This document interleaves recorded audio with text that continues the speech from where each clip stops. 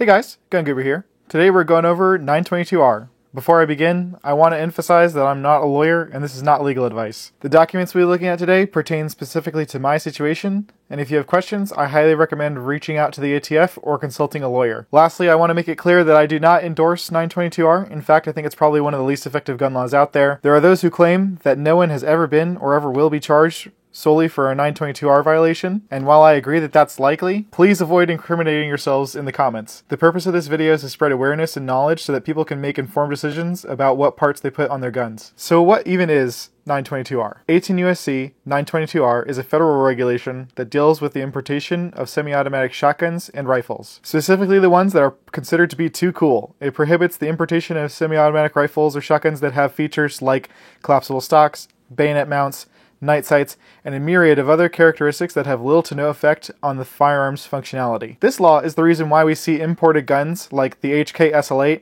a neutered G36, or those older Saiga AKs, when we could still get them, with the thumbhole stocks and the weird magazines. But for most of us who aren't firearm importers, that part really isn't much of the concern. The annoying part of 922R is the second part. That's where things get tricky. It prohibits the assembly of certain semi-automatic rifles and shotguns from imported parts. Basically, the law says that no person can assemble a semi-automatic rifle or shotgun using more than 10 of those certain imported parts. Now, what are those certain imported parts? There are 20 specific parts that are considered when determining compliance, and these are the 20 parts. You'll notice that even something as simple as changing a magazine can impact the number of parts. So you don't need to be a gunsmith or something to potentially fall into a legally gray area. To make things more complicated, many foreign brands have a presence in the United States, and they produce some of the parts domestically to meet that compliance.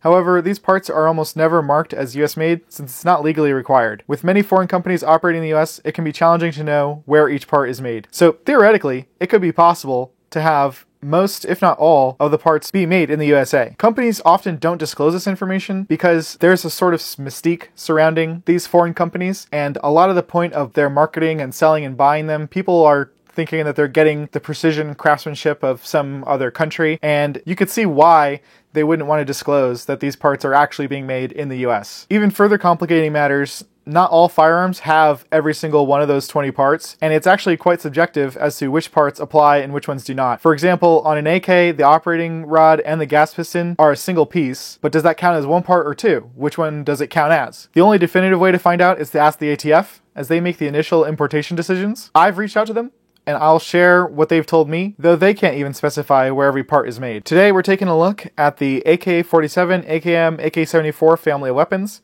and the parts that the ATF considers, as well as which ones are the easiest ones we can swap out. The first distinction you need to make is to figure out if your AK is milled or stamped. If your AK is milled, you have one less part to worry about because the receiver and the trunnion are combined into a single piece. However, most AKs are stamped, which likely means that you'll have 16 out of the 20 parts. This means that you'll need to swap 6 of the parts to ensure compliance. The most common parts to swap out on an AK are the furniture and triggers. The furniture and trigger are popular choices because the Tapco G2 used to be the ultimate go-to trigger for everything, but since Tapco went out of business, other companies have started to fill the gap, making replicas that will go in for about 40 bucks. Alternatively, if you're looking for a better trigger, you can upgrade to the ALG AK trigger, which costs just over $100. But it's well worth it. Replacing the furniture is straightforward, and there are many high-quality replicas of classic designs that are made in the USA, and this is the most common thing that you'll find swapped out from the factory, in addition to the trigger, when you buy a new AK in the United States. The magazine would be probably the easiest swap of all. However, using the classic magazines is a big part of owning an AK. People spend hundreds of dollars on rare magazines, like the Bakelite magazines, or the steel ones with the flat backs, and there's a whole culture around collecting the specific AK magazines, and so keeping the magazine as one of the parts that you're using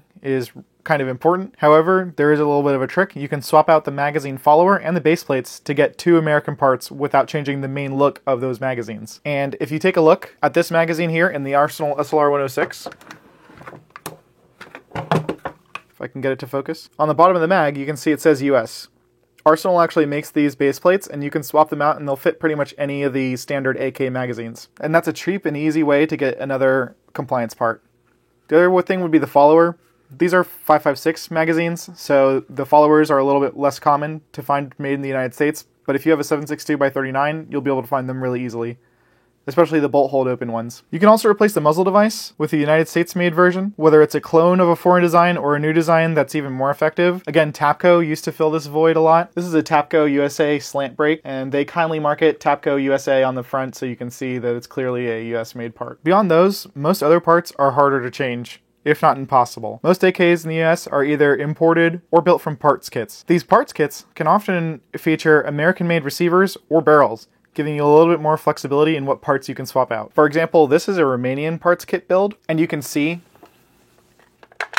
that the receiver is a Morsi Inc. receiver that was manufactured in Bloomington. So on this rifle, you get a free extra compliance part. Let me know in the comments if you have any questions, or if you have any other suggestions for easily swappable US-made parts for the AK. Thanks for watching.